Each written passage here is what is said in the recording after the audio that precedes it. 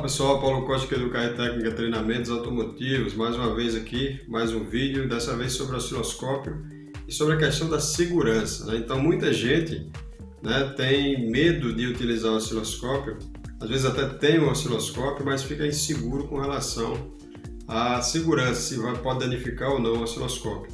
Isso é legítimo porque uma das coisas que a gente tem que se preocupar de início é qual é a tensão do componente que eu vou testar. Será que o meu osciloscópio ele tem uma tensão de entrada suficiente para aguentar essa tensão? Porque alguns componentes, a grande maioria não, mas alguns componentes nos diversos sistemas do veículo eles provocam, né, uns picos de tensão, né, no momento do funcionamento, né, no momento da atuação dele. Então isso pode realmente danificar o osciloscópio. Então, se você tem um osciloscópio como esse, onde a tensão de entrada dele é de apenas 35 volts, tem osciloscópios que a tensão de entrada são 80 volts, né? Tem outros que têm uma tensão mais alta de até 400 volts, ok? Então, de acordo com o osciloscópio que você tenha, você poderá ou não, dependendo do que você for ler também, né? Da análise que você for fazer, do teste que você for fazer, você pode vir a danificar. Então, a primeira coisa que você tem que se perguntar é, eu estou lendo um componente que pode ter uma tensão de entrada mais alta, porque se você tem um componente que ele vai ter uma tensão não de entrada, mas uma tensão de atuação mais alta do que a tensão de entrada, né, aí sim, do seu osciloscópio, então você pode danificar.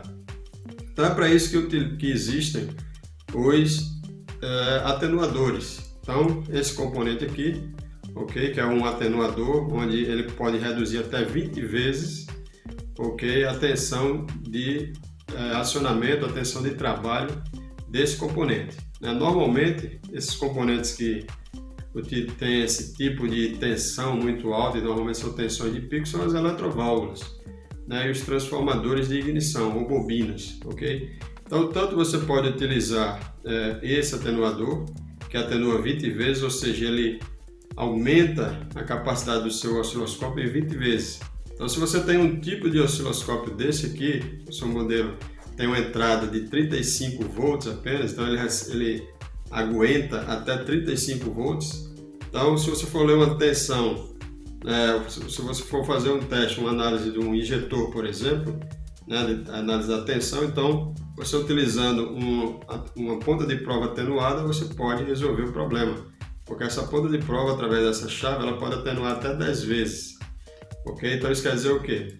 Se uma tensão de pico de um injetor, um eletroinjetor de injeção indireta, por exemplo, chega em torno de 50 volts, então ela vai permitir que chegue na entrada do seu osciloscópio 5 volts. Ok? Já essa daqui ela atenua em até 10 vezes. Então ela tem uma capacidade logicamente muito maior. Então para a utilização, por exemplo, nesse tipo de 35 volts, que é as tensões mais baixas que nós temos, então para você ler uma bobina de ignição, por exemplo, chega a uma tensão, um pico de tensão em torno de 400 volts, ok? Então esse atenuador, que atenua 20 vezes, então ele vai baixar a tensão para 20 volts apenas. Então, quer dizer, você tem uma margem de sobra muito grande, né? Você tem uma margem de segurança muito grande, ok? Então, tendo esse primeiro cuidado, a questão da segurança na hora que você vai fazer a leitura, é utilizar ou a ponta de prova atenuada ou o atenuador. Então, existem atenuadores, inclusive o pessoal tem atenuadores artesanais que o pessoal faz, que funcionam muito bem, ok? Algumas pequenas empresas que trabalham na área, eles oferecem esse tipo de produto, funciona muito bem, até onde eu conheço. Okay? Então pode variar. No caso do seu osciloscópio, no momento que você estiver utilizando o atenuador, você vai precisar avisar, digamos assim, para o osciloscópio que você está utilizando o atenuador. Por quê? No momento que você baixa a tensão para 20 volts, é isso que ele vai te mostrar no visor, né? Na sua tela do osciloscópio. Então você precisa avisar que você está utilizando a atenuação através do campo de seleção de atenuação. Porém, o campo de atenuação ele não resolve o problema. Eu tenho que estar com o atenuador instalado. Também é outra pergunta que a gente recebe. Então, se eu fizer a seleção da atenuação, o meu osciloscópio está preservado, ele está seguro. Não, quando eu faço o ajuste da atenuação, eu não estou fazendo o ajuste da tensão de entrada do osciloscópio. Eu estou apenas avisando para o osciloscópio, digamos assim, que estou utilizando o atenuador e ele vai mostrar para mim na tela, ok, no osciloscópio propriamente dito, né, a tensão de uma forma correta. Então, na hora que eu faço a redução, digamos assim, através do osciloscópio, e quando eu faço a seleção, aviso para ele que estou utilizando uma atenuação de 20 vezes, então ele multiplica os valores 20 vezes na tela, ok? Então aí a gente vai fazer a seleção da forma correta.